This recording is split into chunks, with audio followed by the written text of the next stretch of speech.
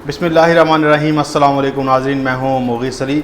आज हम बात करेंगे साबिर शाकिर साहब के दावे के बारे में। उन्होंने एक दावा किया है और ये कहा है कि जो शहबाज शरीफ थे उन्हें लंदन वापस बुलाने के लिए जो फ़ोन कॉल गई थी वो army chief general Qamar Javed Bajwa साहब ने फ़ोन कॉल की थी, और इसलिए वो फ़ोन कॉल की थी कि पाकिस्तान में कोरोना वायरस है और जो दो जमातें हैं, एक JUIF यानी कि मौलाना फजल रहमान साहब की पार्टी और एक मुस्लिम लीग नून, तो शहबाज शरीफ को भी ऑन बोर्ड लेना चाहिए। तो उन्होंने इसलिए उन्हें फ़ोन करके वापस पाकिस्तान बुलाया और वो पाकिस्तान में आए। ये साबिर शाकिर साहब का दावा है। और इसके बाद उन्होंने कहा कि जो इमरान खान साहब हैं उन्हें भी कई बार कहा गया, कई बार उन्हें रिक्वेस्ट की गई कि वो एक मुफाहमत करें और मुफाहमत इस तरह करें कि वो शहबाज शरीफ साहब से हाथ मिला लें ताकि जो अपोजिशन और हुकूमत के दरमियान तलखियाँ हैं वो ख़त्म हो जाएं। तो ये उनकी जो एक दावे हैं वो सामने आए हैं। आप अगर वीडियो सुने उनकी, वो एक जी शऊर इंसान जो है वो भी समझ सकता है कि ये जो फ़ोन कॉल के बारे में उन्होंने बात की है वो किस बारे में की है और किस तरफ उन्होंने इशारा दिया है।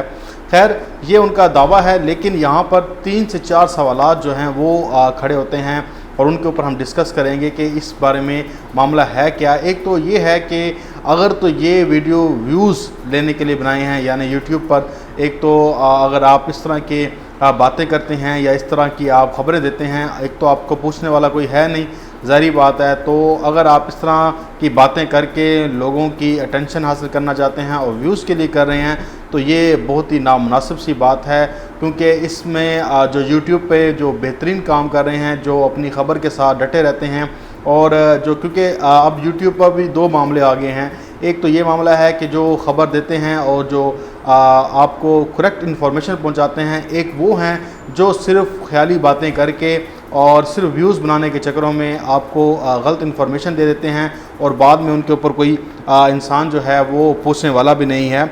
लेकिन अब इसके ऊपर जो सवालात खड़े किए हैं वो मैंने कुछ सवालात बनाए हैं, वो आपके साथ शेयर भी कर देता हूँ। पहली बात तो ये है कि अगर आर्मी चीफ साहब ने किसी अपोजिशन लीडर को या किसी भी अपोजिशन के बंदे को फ़ोन करके बुलाया भी है तो इसमें कोई हर्ज नहीं है, मेरे ख़्याल से कोई हर्ज नहीं है, फ़ोन कर सकते थे। पहली बात तो यह है कि हमारा आइन कहता है कि पाकिस्तान की फ़ौज को सियासत में मुलव्वस नहीं होना चाहिए, ये हमारा आइन है। लेकिन अगर ढके छुपे अल्फाज में अपोजिशन लीडर को फ़ोन किया गया है तो इसके ऊपर बड़े सवालात खड़े होते हैं कि जो किसी को भी नहीं पता और वो अपोजिशन से राब्ते में हैं और अपोजिशन को चोरी छुपे बुला रहे हैं।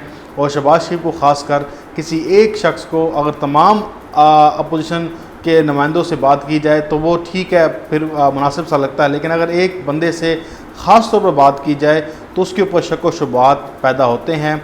और अगर इसके ऊपर शक व शुबहात पैदा हो रहे हैं और ख़ास तौर पर साबिर शाकिर साहब ने जो दावा किया है, अगर ये दावा सच है तो फिर एक इदारे की जानिब से क्लैरिफिकेशन लाजमी आनी चाहिए कि क्या वो शहबाज शरीफ को पाकिस्तान लाने में किरदार अदा कर रहे थे। क्या आर्मी चीफ ने बज़ाते ख़ुद शहबाज शरीफ साहब को फ़ोन किया और उन्हें लंदन से पाकिस्तान में बुलाया। फिर ये वही मौक़िफ़ है जो आज से 2 से 3 माह कबल जब शहबाज शरीफ ने पाकिस्तान में लैंड किया था तो एंकरों ने माहौल बनाया था और सब ये दावा करते फिर रहे थे कि शहबाज शरीफ साहब जो हैं वो किसी के इशारे पर पाकिस्तान में आए हैं। लेकिन हम जितने भी लोग थे यूट्यूब पर काम कर रहे थे, यूट्यूब पर आपको इन्फॉर्मेशन पहुंचा रहे थे, हमने एक बात आपके सामने रखी थी कि शहबाज शरीफ को सिर्फ कमांडर सेफ गार्ड बनाया जा रहा है। क्या ऐसा क्या मामला हो गया कि शहबाज शरीफ को पाकिस्तान में लाया गया? क्या शहबाज शरीफ ने पाकिस्तान में कोरोना का इलाज बताना है या उन्होंने कोई ऐसी वैक्सीन बतानी है या वैक्सीन ईजाद करनी है कि वो लंदन में नहीं बन सकती थी, पाकिस्तान में ही बन सकती थी, तो वो पाकिस्तान में आए हैं।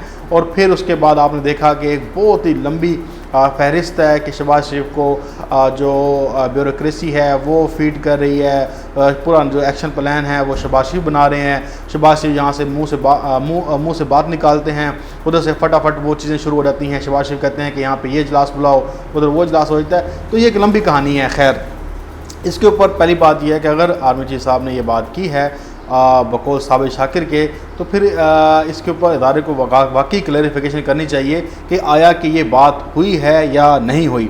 अब इमरान खान साहब के बारे में उन्होंने कहा कि हाथ मिलाना चाहिए, मुल्क को नुकसान हो रहा है। लेकिन बात यह है कि जो मुल्क को पहले नुकसान करके गए हैं, क्या उनसे हाथ मिलाना चाहिए?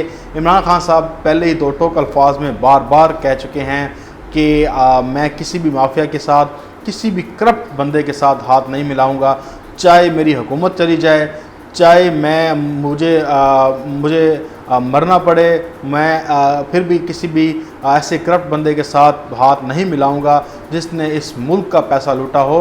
और इमरान खान साहब ने ख़ुद भी कहा था कि क्या ये मैं अपोजिशन से किस लिए हाथ मिलाऊं, क्या ये मेरे बाप का पैसा है?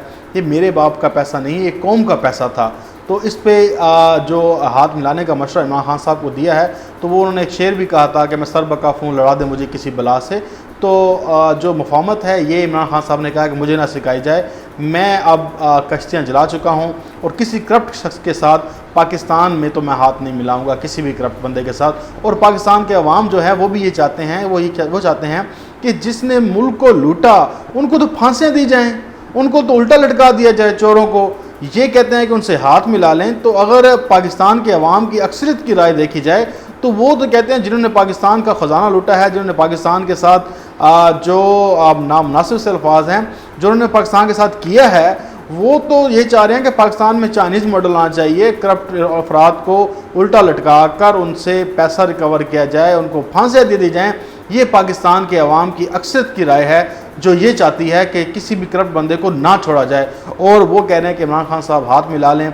किस लिए मिलाएं? कि मुल्क को क्या नुकसान हो रहा है, मुल्क में क्या अफरा तफरी फैली हुई है, इनको राह दी जाए, इनको एक सुकून की राह दी जाए ताकि इनके ऊपर शहबाज शरीफ तो चाहते यही हैं, जो करप्ट लोग हैं वो चाहते ही हैं इमरान खान साहब उनसे हाथ मिला लें, उसके बाद मामला सारा ख़त्म हो जाए। वो कब चाहेंगे कि इमरान खान से हाथ ना मिलाए? लेकिन ये तो इमरान खान साहब डटे हुए हैं, वो तो कहते हैं मैं किस सूरत में हाथ नहीं मिलाऊंगा। अब देखें कि अरबों रुपए जिसके ऊपर मनी लॉन्ड्रिंग का इल्ज़ाम हो, वो क्यों नहीं चाहेगा कि मुल्क का प्राइम मिनिस्टर उससे हाथ मिला ले ताकि ये सारा मामला है ये ख़त्म हो जाए, गोल मोल हो जाए और बाकी की ज़िंदगी जो है अयाशी गुजारी जाए। और जब वक्त मिले, जब कोई ऐसा मामला हो और वो फ़ौरन आकर इक़्तिदार पे कब्ज़ा कर लें। अब इसके बाद जो बड़ेपन का मुजाहरा करने का कहा गया है, दरगुजर करें, इमरान खान गुस्से में आ गए हैं और इमरान खान ने ये बात कह चुके हैं कि मैं ना तो किसी को छोड़ूंगा। और ख़ास तौर में ये जो बातें बड़े वसूख से की जा रही हैं और कहा जा रहा है कि ये शहबाज शरीफ के साथ जो आर्मी चीफ ने फ़ोन कॉल की है, तो इससे अवाम में मायूसी फैल रही है। अवाम में जो एक एहतसाब का जो अवाम चाहती है, जो एक एहतसाब की लहर पाकिस्तान में चल रही है और पाकिस्तानियों को उम्मीद है कि इसी हुकूमत के दौरान ये एहतसाब हो सकता है, तो वो मायूस हो रहे हैं, उन्हें कोई राह नज़र नहीं आ रही। और वो ये समझते हैं कि अगर इस तरह अगर एक पाकिस्तान का इदारा किसी अपोजिशन लीडर को जो मनी लॉन्ड्रिंग में मुलव्वस है, जिनके ऊपर एहतसाब अदालत में केस चल रहे हैं, नैब उनके ऊपर इन्वेस्टिगेशन कर रही है, नैब उन्हें बार बार बुला रही है और उनके साथ कोई मेल जोल है, तो अवाम यकीनन मायूस होगी। अवाम को फिर जो एहतसाब के ऊपर जो उनका एतमाद है वो उठ जाएगा।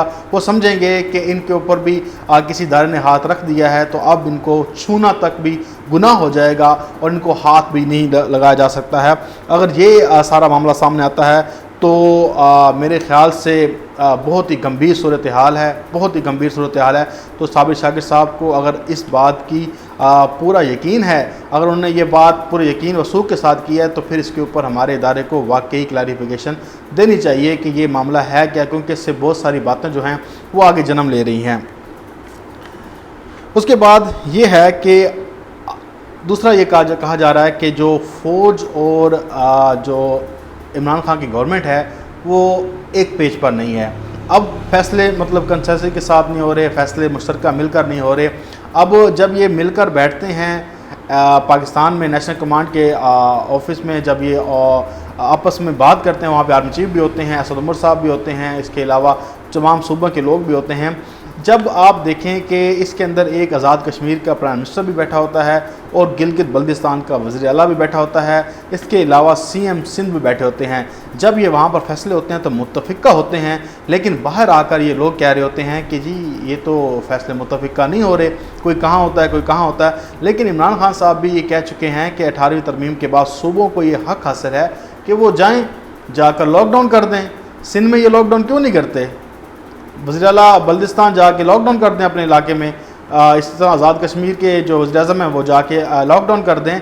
अगर ये मामलात मिलकर नहीं चल रहे तो फिर जाके लॉकडाउन क्यों नहीं करते? आपको 18वीं तरमीम के बाद हक हासिल है कि आप जाकर लॉकडाउन कर सकते हैं। तो ये इस तरह की मेरा नहीं ख्याल कि इस वक्त हुकूमत या आपको जो एस्टेब्लिशमेंट है वो किसी और रुख पर है या उनके आपस में इख्तलाफात हैं, बल्कि जो अभी तक जो मामलात हैं वो बिल्कुल सही चल रहे हैं और बाहमी मशावरत के साथ चल रहे हैं। और उस मशावरत का आपने देखा कि जो बात वज़ीर-ए-आज़म हाउस में या इस्लामाबाद में तय होती है वो पूरे मुल्क में ही वैसी होती है, लेकिन पॉइंट स्कोरिंग के लिए मीडिया पर आकर बयानबाजी दी जाती है कि जो इमरान खान साहब अपनी मर्ज़ी करते हैं और कुछ इदारे अपनी मर्ज़ी करते हैं। ऐसा बिल्कुल भी नहीं है। अगर करनी है मर्ज़ी तो फिर CM सिंध साहब से एक रिक्वेस्ट है कि आप अपने कराची में या आप पूरे सिंध में लॉकडाउन कर दें, आपको कोई पूछने वाला नहीं है क्योंकि आपके पास ये इख्तियारात हैं। तो फिर आकर या तो बयानबाजी जो है वो दो नंबरी ना की जाए, गलत बयानबाजी ना की जाए। अगर आपको एतमाद है वफाकी हुकूमत पर तो फिर उसको चुप करके सहें और जो मुनासिब इक़दाम हैं वो किए जाएँ। खैर अभी इंशाल्लाह फिर आपसे एक नई वीडियो में मुलाकात होगी, बहुत सी बातें हैं वो भी आपसे फिर करेंगे। तब तक के लिए इजाज़त। अल्लाह हाफ़िज़। पाकिस्तान जिंदाबाद।